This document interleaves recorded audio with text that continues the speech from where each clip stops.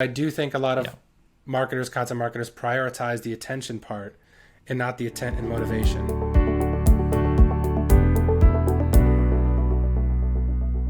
Hey, John, thanks so much for being here today. Thank you, Nate, for having me on. It is a pleasure. Yeah, I'm excited to get going on this. I'd love, we'll probably spend a good amount of time talking about, Databox and a lot of stuff you've been doing there over the last several years, but I would love to go a little bit further back to start and just as you were, growth marketing director at Litmus, would love to just kind of understand, what that looked like, sort of what was the mix, how much was, content a part of what you were working on there. Yeah, so I was head of growth at Litmus, and Litmus was I mean very content driven from a Mm. marketing standpoint. No inside sales team at the time. Yep. Now the team over there looks much different, but at the time, no inside sales. Um, they were doing product led growth before that was Yes. cool or before that Right. was even a name. Yep. And content was a huge part of driving people not only to the website. I would say that was almost secondary. It was just like that's how they built the brand. Yeah. That's how a lot of people learned about Litmus was through a monthly email client market share report that they would put out, which was basically they would aggregate data from Litmus from its own tool to show people where people were opening emails the most. Mm-hmm. So Gmail on iPhone increased by 5% Yep. this month, and it was because of the new iPhone release. And they would put out these reports every single month, and it would help email marketers and designers understand, like, all right, how do I design my email? What things do I have to look out for? And so, like, that piece of content, and then there'd be a video along with it, was huge. And I mean, it got Yeah. linked like everywhere. Yep. So content was a huge part of the operation there, the biggest part of marketing. And I would say when I got there, the opportunity, because they had been doing it for so long, was more about leveraging what they already had, updating what they had. Yeah. They were still publishing new stuff at a high volume, but really it was about how do we get more from the existing stuff we already have. Yep. Cool.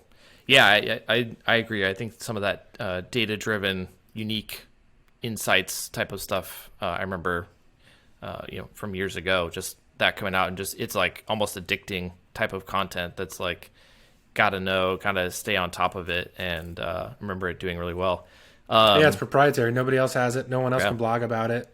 Yeah. Like Everyone gone wanted today. the Yeah. data. Yep.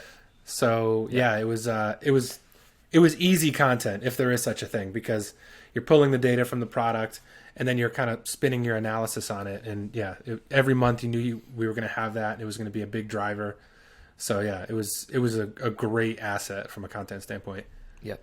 Cool. And so what, just I guess to touch on real quick, like you mentioned sort of doing more with the content they already had, like, what was your process coming in a little bit later with a lot of existing stuff? Kind of how did you go through and identify some of that and either test opportunities or just kind of roll out new content or refresh content? Like what was your process?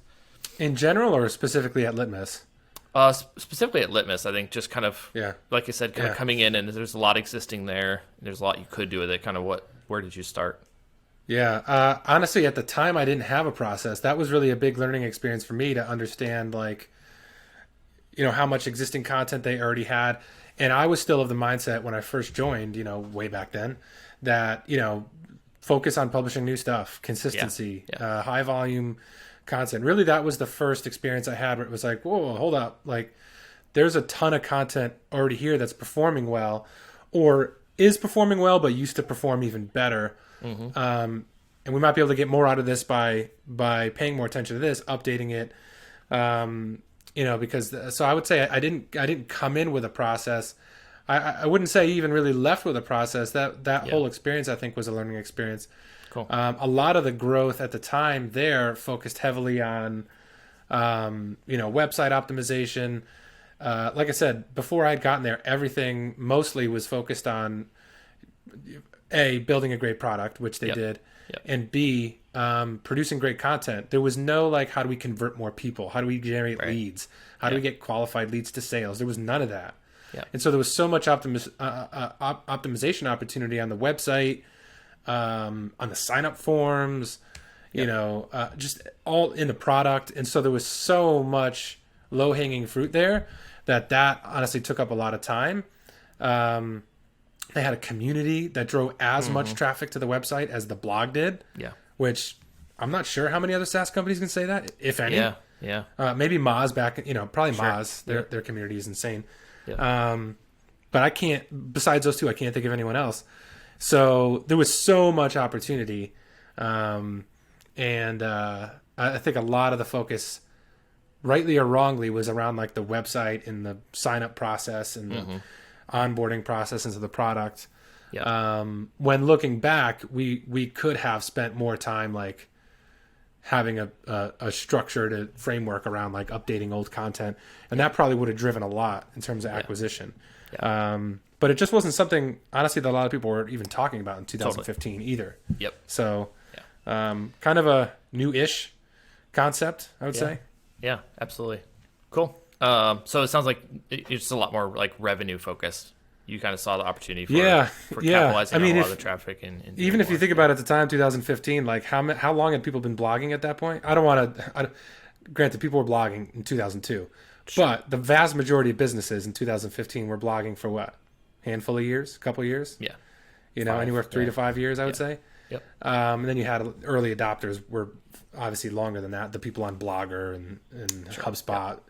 But like there wasn't a lot. People weren't doing like up to, because the content wasn't that old, or right. And so, anyways, so a lot of the opportunities and a lot of the work was focused on like revenue, onboarding, product, activation, free to paid activation, and that kind of thing. Yeah, which is cool. I mean, that's a cool opportunity as well. And agree. I think it was probably 2015, maybe going into 2016, that we really started latching onto a lot of like refreshing content stuff that we were doing at Sprout. So that makes sense. So when you joined Databox, and we'll kind of shift to that, what was the state of, I guess like all of marketing, because you're director of marketing, kind of like how new was that team, but also like, was there no content? Like you're the one that started the blog, or did you kind of inherit a decent amount of content there as well? Just kind of understand kind of what you came into is that role. The marketing team at the time was one person, just a blog writer. Yep. And obviously our CEO was and still is heavily involved in marketing at the time too, from a strategic standpoint and developing processes and things like that. Not so much like writing, but so I would say small. I mean, there wasn't really like a marketing team. It was one blog writer. And they had kind of started building up their content profile from scratch. I would say like January-ish of 2017. I came on board that following October. So there was content, but it was very, very early days. I think we were generating like less than 20,000 sessions a month, total, organic and direct and referral and all that. So it was still pretty early days. So the focus was heavily on publishing content, developing a framework for being able to scale. I think at the time maybe we were publishing 2 posts a week, maybe 1 to 2 posts a week or something like that. So we were, really just developing the framework and the processes for being able to scale the program, which eventually went up to 3 posts a week, 5 posts a week, 7 posts a week, and then grew into updating and all that stuff. I'm sure I don't want to cannibalize the rest of your questions here. Eventually surpassing 200,000 sessions in a few years. So it was very early days in terms of like both marketing and the content strategy. So it was really about like establishing the framework, the process, what formats are going to work for us. How can we make it repeatable? Because we're a really small team. We're a small company. How do we make this repeatable? We're not going to hire 5-10 internal writers like HubSpot, like all the power to them, but we just weren't in a financial position to do that. So like leverage freelancers. Where do we find the best freelancers? So it's really about just like doing a lot of stuff, see what works, see what format works best, trying to develop the frameworks and the processes to be able to scale the whole thing, both from writing assignments, working with writers, all that stuff. So really it was just like building the scaffolding to be able to build a content program that could drive the acquisition that we needed as a company. Yep. Cool. And when I talk to folks that kind of joined in like a new director of marketing, VP marketing, head of marketing, any sort of role like that. I feel like a common thing for folks joining is kind of understanding like what they're trying to get assessed and understand like how, what are some of the big channels going to be? Where am I going to make some of the big investments, the big bets?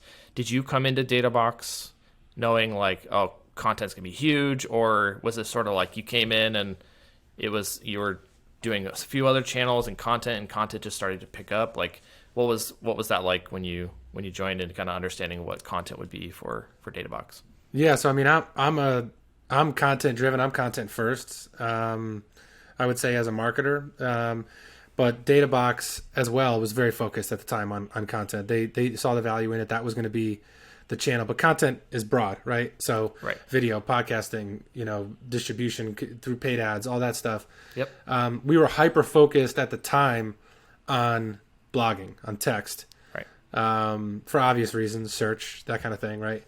Again, small team, didn't really have video resources. But I knew coming in that podcasting was going to play a role, and I had some background in that, and I was bringing that to the table. Cool.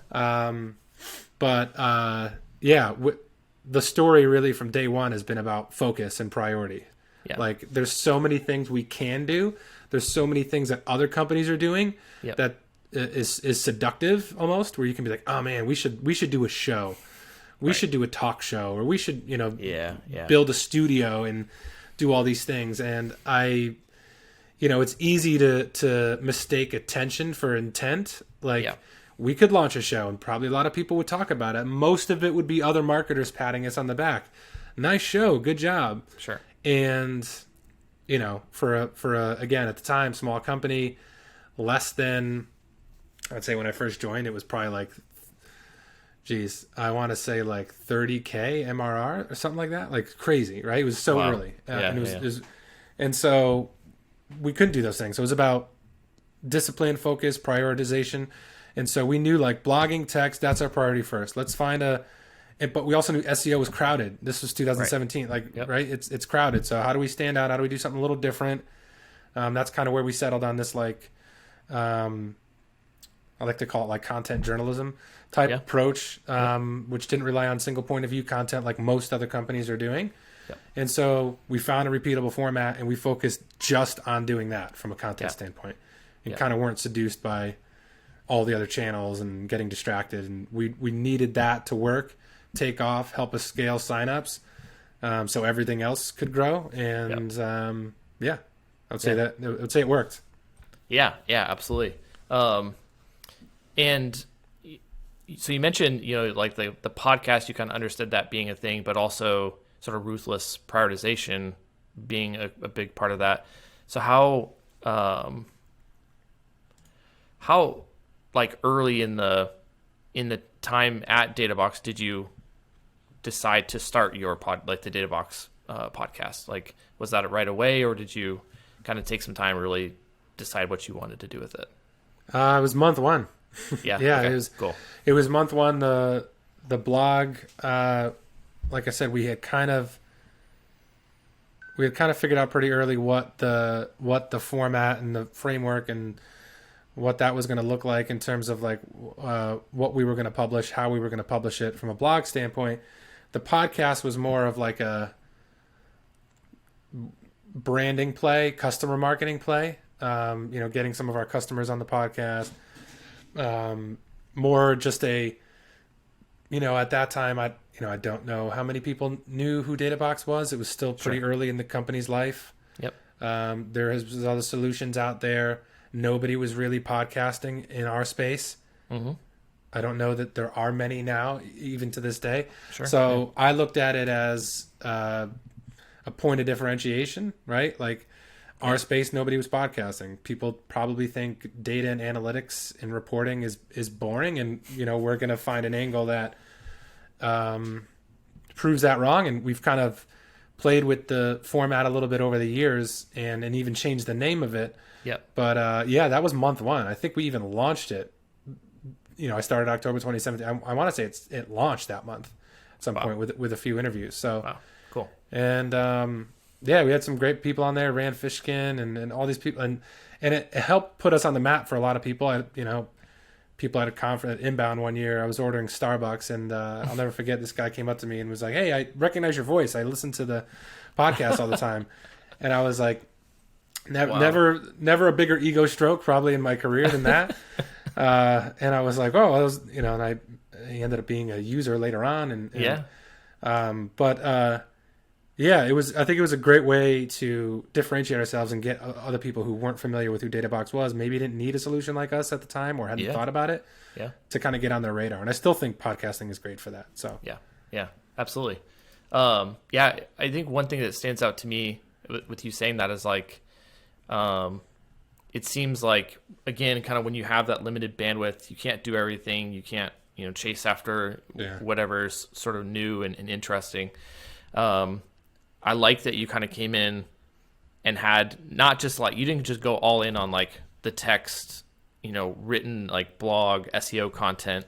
But I think that dichotomy of like having the podcast, which is a little more brand building, it's just awareness, different format. It's not primarily text, but then also like building the scalable, repeatable process around the, I think you called it content journalism. Is that what you said? yeah, it's kind of what I've Yeah. just started referring to it as. Yeah. Yeah. So like, I think that's a smart way to say, we can't do everything, but we're going to pick these two things that sort of build different parts of the ecosystem. One, traffic, leads, and all that, but then the other, awareness, brand awareness, some of that stuff. Right. That's cool. Yeah. Yep. Yeah. Like I said, we had to be like that from day one. It had to be about ruthless prioritization, I think, is what you said. And I think that's a good way to frame it. And, I think it was a great lesson, and obviously things have changed a little bit over the years, but that level of discipline I've tried to keep, and frankly would be something I'd take with me for the rest of my career. But it was a great lesson in learning how to operate and scale with very little. And I think the marketers who can do that, like it's impressive. You open a lot of doors for yourself. You create a lot of opportunities for the company you're at, and it was a good learning experience, I think, for me to go through. Yeah, absolutely. Very cool. So I'd love to dig in a little bit more into some of that, like the written SEO content stuff that you've built at Databox, and just kind of understand, like, so you mentioned, you needed to start just building up the content. There was only so much when you started. It really just needed to like write and create more, kind of ramped up the publishing cadence. At what point, whether it was like a traffic, like you hit a certain amount of traffic per month or time or whatever, but like at what point did you start really looking at the data and saying like, here's what we see is working, here's like where we see opportunities to scale and prioritize, like how early was that becoming part of the process versus just building up the library of content? Well, I think we've continued to focus on building up the library of content over time. Yeah. Are you saying like when was the first time we saw it started that basically publishing content started to work? It's sort of more so like you need a certain amount of content out there and traffic coming in to really be able to see the data of what's working, what's not, what topics are getting the most traffic. Yeah. Which posts actually drive the most leads. So just kind of curious, like how far in were you just sort of like, we know we got to build until we get 100 posts or for 6 months or whatever, and then we're going to start like collecting that data. I'm just kind of curious how. I mean, we collected that the whole time, and I would say it's probably easier to see that when you don't have a lot of content or like that those early phases. Like we would publish, something. We published this post on like the top. I forget how many dashboards, but like the top X dashboards that 500,000 Google Analytics users have leveraged. And it was basically like the writer on our team went and looked at the most popular Google Analytics templates in like their library and basically recreated them in Databox, and then like made a post, like a roundup post showing all of them. And that one, there was a post on like HubSpot. There was a post on top Google Analytics metrics that people are tracking. We use our own proprietary data to show like which ones people track the most. Yep. And so like those early on, we would see like, oh, those would take off, and those would generate more signups, more template downloads. And we knew pretty quick, okay, so when we, specifically when we write about HubSpot, GA, Like those two things really at the beginning, even to this day, but Yep. obviously it's expanded a bit. But Yeah. when we wrote about those things, specifically around like reporting in some way or metrics, or people are always asking like, what metrics should I track to track my blog? What metrics should I track for Yep. customer support? So anytime we would tie those kind of questions and intent to a specific tool like GA or HubSpot, they would do really well versus like more general posts that we would write. So we knew early on that HubSpot and GA were our big, like, we're going to be our big racehorses. Yeah. Okay. And so we published a lot on GA and HubSpot pretty early on. And it was easy to see that early. We didn't have a ton of content, but we Yeah. had enough to know that like, okay, when we publish this one on HubSpot, that's not normal. Like the traffic and the leads from that's not normal. Like we Yeah. haven't really seen that. There wasn't a ton of data to get distracted. So when you saw like those big jumps, Yeah. it was like, oh shit, it's like something's different here. Now there's a lot more noise. There's a ton of traffic coming from a ton of blog posts, ton of signups. You could still see those, obviously those spikes and those variations in the data, but like early on, especially, it was really easy to see those things. Yeah. So I think we leveraged a lot of content into GA and HubSpot because of what we saw pretty early on. Yeah, that's cool. Yeah, I mean, and again, I think that's like, I think that's so necessary. Again, when you don't have 10, 20 writers, like you said before, like you can't cover every topic, and so kind of understanding what's really working and just leveraging that to just keep building momentum until you get to a point where you can build up more resources and stuff. Databox integrates with 70 tools. We can't write about all of them all the time. Right. So early on it was like we knew HubSpot, GA, Facebook ads, Google ads, Google Sheets, Yep. LinkedIn, Instagram. Like there was a handful that we like, these are the ones people are connecting the most in the app when they sign up. So these are in turn the things we should write about, and we would see when we would write about them, there would be a noticeable difference, specifically with GA and HubSpot. So like you said, you can't write about all 70 integrations all the time with a small team. Yeah, for sure. And then do you guys now, like, do you track, at a per post level and stuff, like all the way to revenue, like, that level, or do you just kind of focus on what generates the most, free trial signups and we SQLs, focused what heavily you do? up until this point on free trial signups, template downloads, which is a sign up into the product. Yep. We focused pretty heavily on those things, because we have a freemium product. The barrier is pretty low to entry. Mm-hmm. When people sign up for the product, we have a different sort of measurement and analysis system for measuring the things people are doing in the app, what they're setting up, what data sources they're connecting, what metrics they're tracking, how many dashboards they build. And those kind of things are a little bit more telling in terms of like, did they stick with the app? Did they become a paying customer?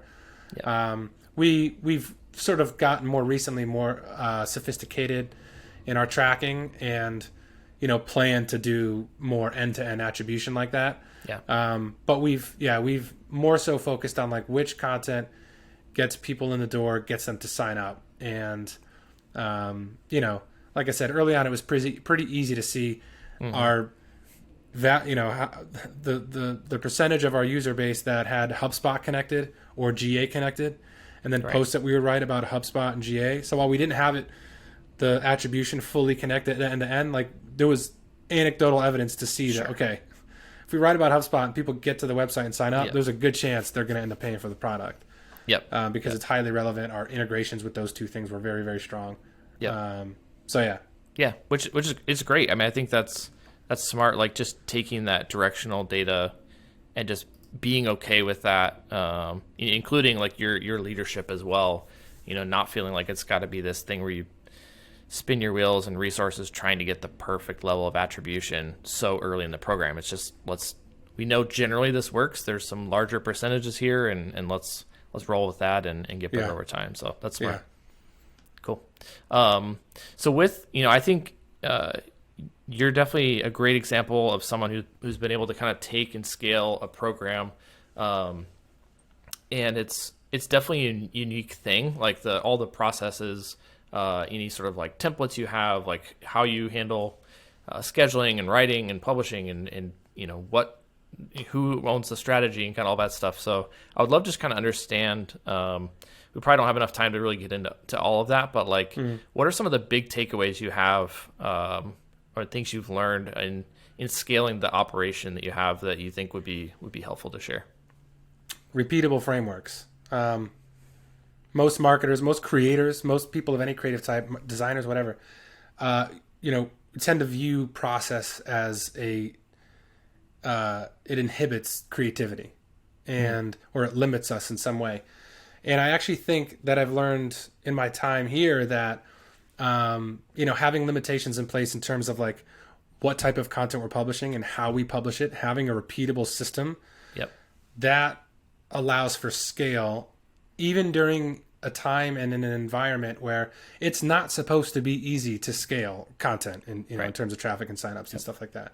Right. Like, I mean, not that it was ever easy, but everyone says now, starting a blog now is like, pointless, or it's so much harder now to rank and search, and all those things are true, but you can, if you have a pretty repeatable process. Like I said, we were basically starting from scratch in 2017. And, and our domain authority is such that if we write about anything around in our wheelhouse or in our market, we rank for it. And so I think the lesson, I would say, was just learning how to develop a repeatable system early on through the whole, from soup to nuts, from ideation. What kind of topics do we cover? How do we cover them? How do we outline each post? That should be the same. How do we assign things out to writers so they can be most efficient? And, likewise, they don't have to spend hours of research, which is going to run up the cost. How is the post going to be written? How's it going to be distributed? Everything. And, we have a pretty unique process where we're gathering 100 insights from relevant contributors in each post that we publish. So all that stuff, we would be publishing one post a month if that wasn't documented and made repeatable. So we have a very streamlined process that leverages, it's nothing sexy. It leverages Google Docs for the actual process, Asana for the actual project management, and a couple of the tools like WordPress and SurveyMonkey to actually produce the work and get it published.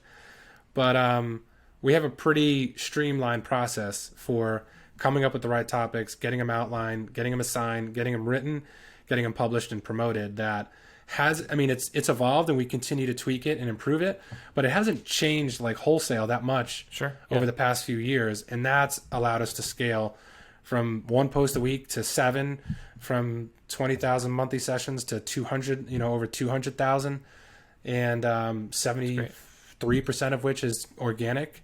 So, and I would say before my time at Databox, I didn't think in terms of systems. It was more so we would live, paycheck to paycheck, as as a metaphor when it came to content. We would think of topics a week out or 2 weeks out. If in the best of situations, maybe a month out, but that wasn't sustainable, right? It would just be every now and then you'd be that, and then things would catch up to you. But you were always constantly, what should we write about? And everybody would give their ideas. They'd all be different. They'd all be written differently. They'd all be in different formats. And, sometimes that works, and then until it doesn't. And then content slows down and the results slow down, and you start looking for ways to optimize it. And how do you optimize a system when there is no system? And so, I would say that's been the biggest lesson for me, is making sure the right processes and frameworks are in place to make the whole thing repeatable and streamlined, whether that's a blog post or a podcast or a video show. Cool. I love that. I totally agree. The team that I led at Sprout, we had, we really did focused a lot on the SEO content, the content we were creating to, rank and bring in traffic and leads and revenue. And there were other folks within marketing that were focused on some of the other data reports and case studies and different types of content there. So we had a pretty focused lane, which was great. We obviously had to collaborate and make sure we were coordinated with the rest of the team, but that did allow for a lot of just being able to build that process, build the systems to do that. And it even just as we got bigger, it was we have to know the bandwidth of the creative team and what their planning cycle is and how much lead time we need to give them to get the creative assets to build our calendar so that it's not constantly like, well, we're ready to publish, but we got to sit on it for 5 days because we're waiting. Like, no, let's fix that with the system. Let's do all that. And I know, you've done a lot with optimizing existing content. I don't know if you do anything like this, but we also got to a point where we sort of said, like, we're going to publish, roughly 16 times per month. It was about 4 times a week. But even within that, we sort of had a rough formula for how many of those were going to be optimizing existing, how many were going to be new, what the topics were going to be for new, and then also an amount, sort of a budget almost for how much we were pruning each month, because we were at that point, over 3,000 posts on the blog. So we were just constantly trying to prune so much opportunity as much though, as we too. could. Yeah. So whether we consolidated that into others or just outright removed it. But so I totally agree. I think there's so much opportunity there. I love that you shared that. Just to keep looking for ways to add systems and process. And do you do a lot of documentation? Yeah. Once you find something that works, if you're really early, if you just launched your content strategy, just try stuff. So start publishing. Don't build the systems first. You don't even know if it works yet. Right. Or you don't even know if the channel or the way you're publishing is going to work yet. Yeah. So you could waste so much time building systems and processes, and then it's like, oh, actually, we're not going to do that anymore. And so I think that time is better spent early, just discovery mode. Totally. But in discovery mode, like, your frequency needs to be high, so you can find things quickly. It's not like, oh, we're going to publish once a week for a few months. Like, publish a podcast, publish several blog posts, publish a couple roundups, publish a couple case studies, find out what's working, and then develop the processes and frameworks. Yeah.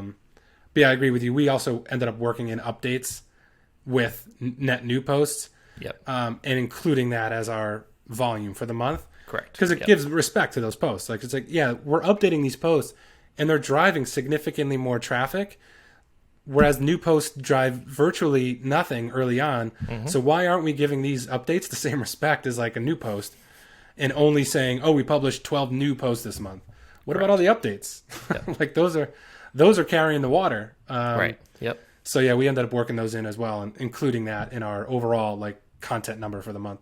Yep. Yeah.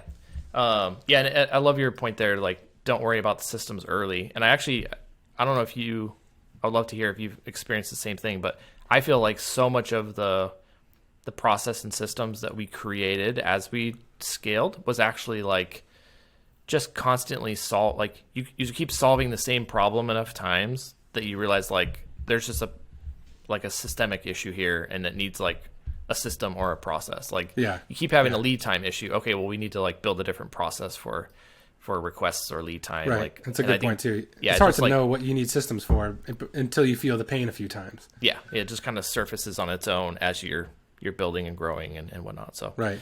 Yeah, that's awesome. So I love that you add that. I was going to ask you about like advice for earlier stage companies. Move quickly. Yeah, go ahead. Just to reiterate that, move quickly for earlier stage companies that are interested. Like, I know a lot of them early on are looking to, what system should we put in place, or just start publishing. Just start publishing and discover the different mediums and formats that work. Try a few different things. And before you start really valuing or investing time into systems and processes, because like I said, it could all be a waste. You might shift resources in 3 months. You might shift what you're doing in 3 months, like completely different content formats. Yep. So I think it's early on, frequency and speed is pretty important, which is kind of counterintuitive because you usually early on, you also have less resources, smaller team. Yep. So finding ways to be economical, work with freelancers, find people on Fiverr. You just have to be really crafty and efficient early on to find the things that work that you then need systems for. Yep, totally. Love that.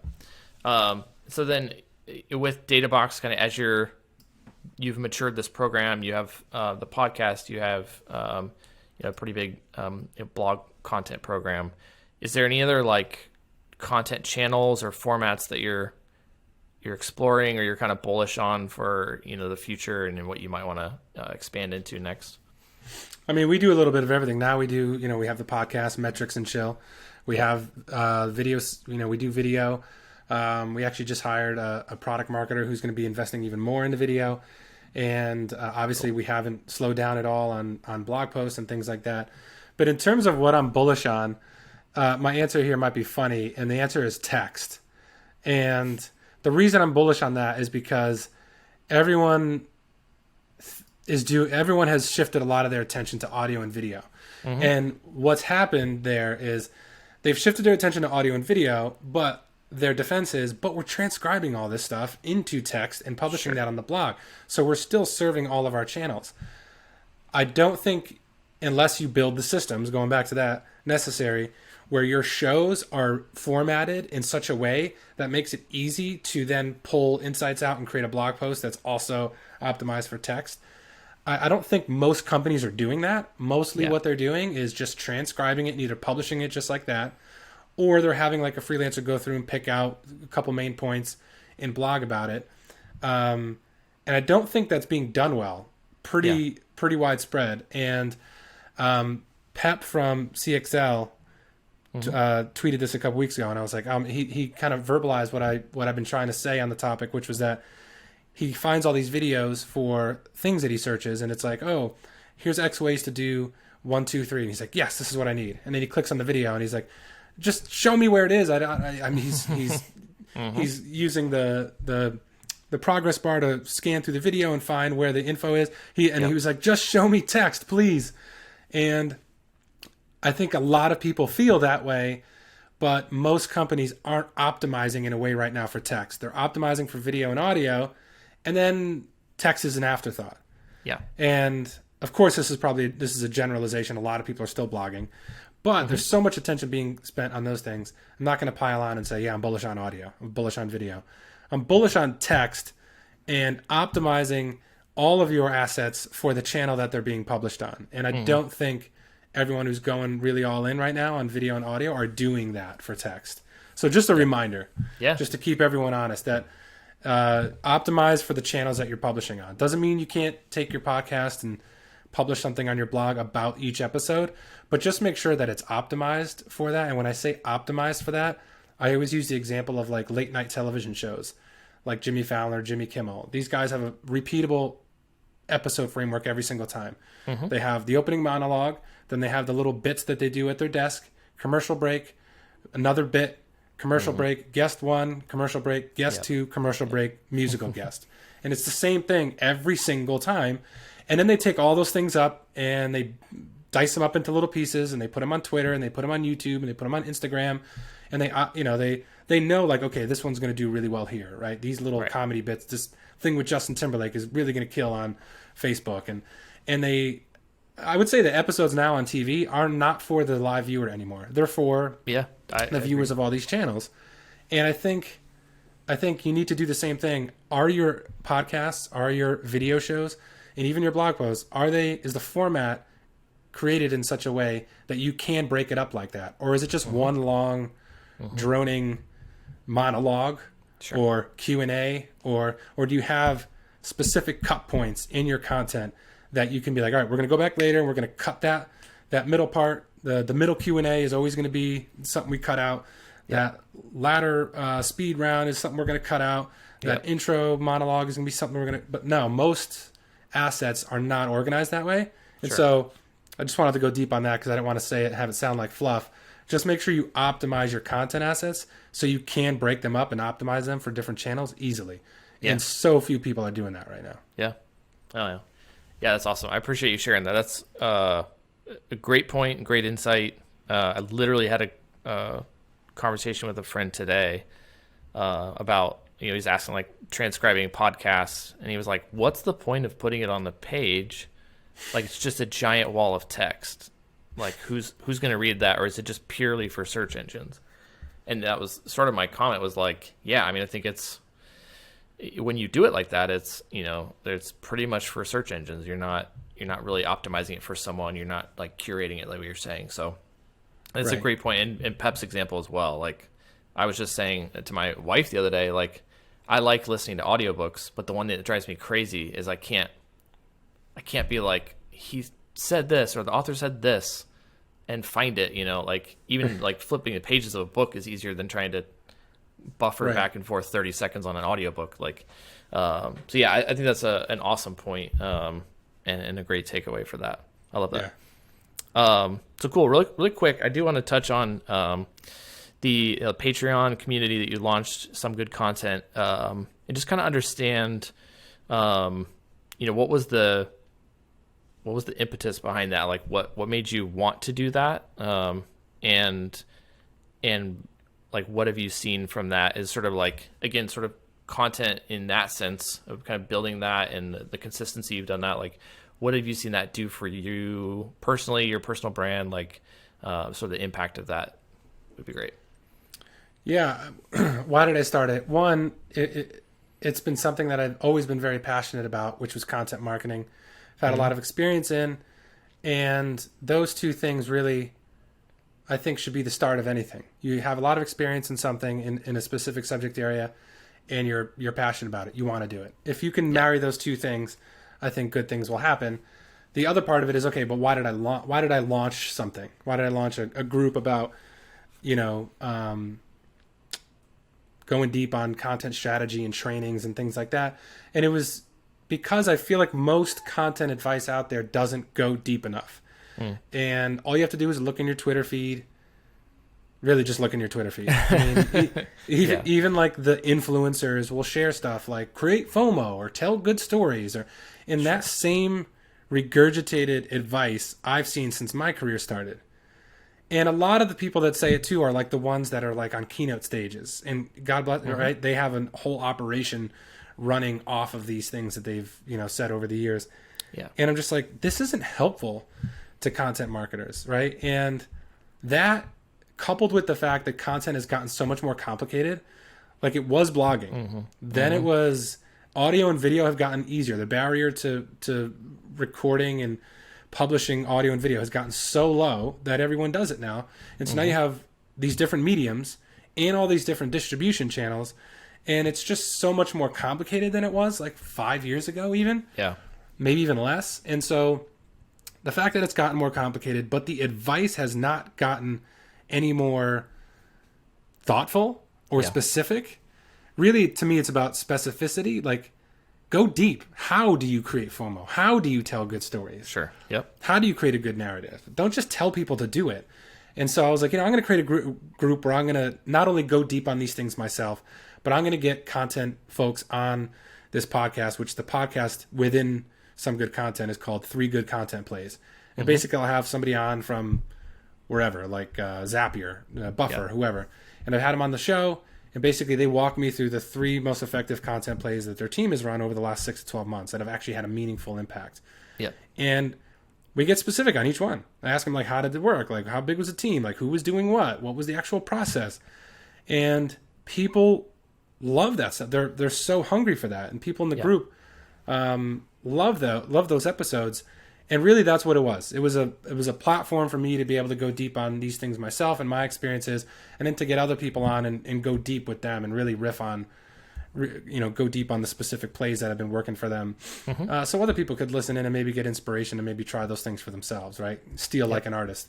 And so really that was really the whole inspiration behind it. I was like, if I can get 100 paying members, like, that would be awesome. What a cool community. Yeah. And it's, close to 600 right now. So Yeah. It's awesome. it's kind of, it far exceeded what I thought, and it's become more than I thought. And I think it's going to continue. My aspirations for it have grown, seeing what it's done in the past year. Yeah. And so who knows what it'll become, and it's just been really fun for me also to kind of play founder without any of the risk. And so like you learn a lot just from doing that. Like, okay, I have to set up a payment system. I have to, like, what am I, the Patreon's one thing, but, setting up a payment system and building the community, the actual community aspect of it, where people are interacting with each other, and, how am I going to package this? And then once it starts, growth kind of slows down from one channel. All right, how do I get more people to this? How do I grow it? And it's just like a lot of things where you're kind of playing founder, but you have zero risk. Yeah. And so you learn a lot just from going through that. And that's been a big benefit, I think, for me that I didn't foresee, is just kind of learning more about the more intricacies of, like, growing a business, not just creating content. Yeah. And so that part's been super helpful for me and a lot of fun. It still is. It's very challenging, but it's fun. It's super fun. It's like preaching to the choir here. It's like putting together a puzzle, and but all the puzzle pieces are like blank. There's no picture. You're not sure what goes where. You can kind of make it up as you go, and maybe it'll work, maybe it won't. Yeah. And that part's been like really fun to me, and I could see why people get like addicted to being a business owner and being an entrepreneur, because just that part of just like figuring stuff out. Yes. And yeah. So I'm sure you could attest to that. But yeah, that's been the big benefit that I didn't foresee, I think, early on. Yeah, that's super cool. I appreciate you sharing that. Like growing as an operator of something, I could totally see why that would kind of be an unforeseen benefit of that. It's awesome. And I think your analogy of like putting together a puzzle, but the pieces are blank, and you're kind of drawing on that too, because that is a huge part of it. Is like you kind of get to figure it out on your own, but you also like you could literally take it in any direction and figure out which direction to take it and all that. Right. You can kind of mold. There's some flexibility. Yeah. But you can kind of mold some things. But yeah, there are some hard and fast rules, I know, that just work, right?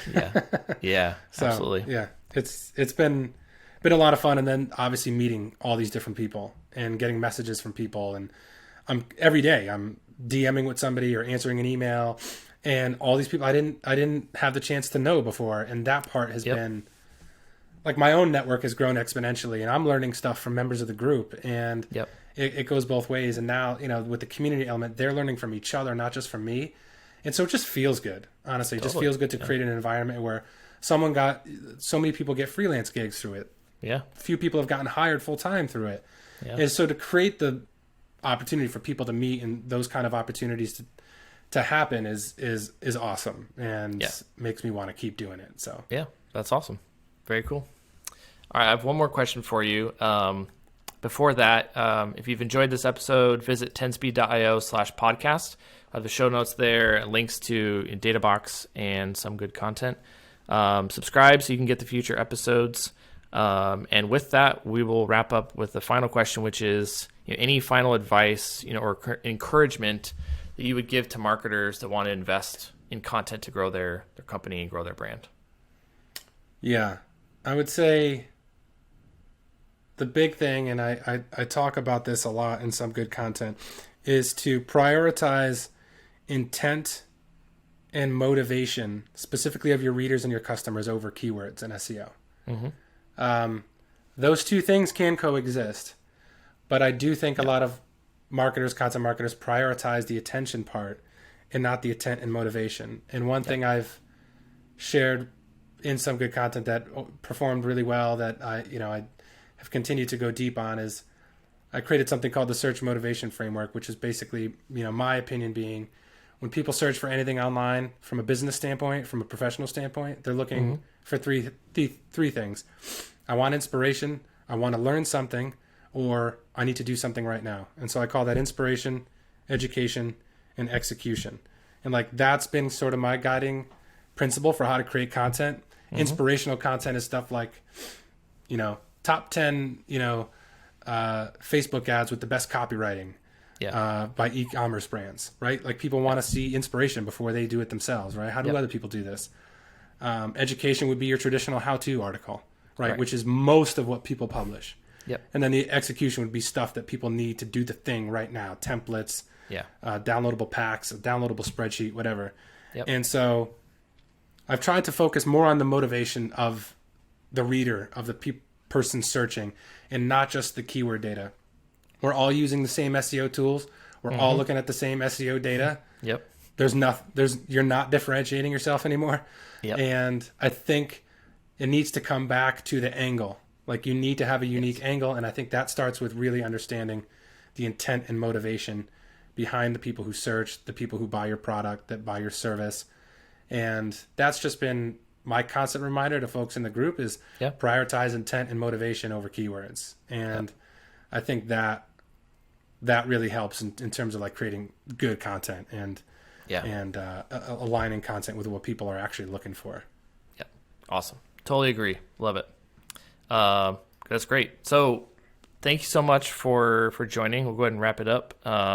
We really love having you on here. A lot of great insights from scaling and everything that you've done with Databox, and then now kind of what you're doing with some good content as well. So thanks so much for joining me today. I appreciate it. Thank you, Nate. Thanks for having me.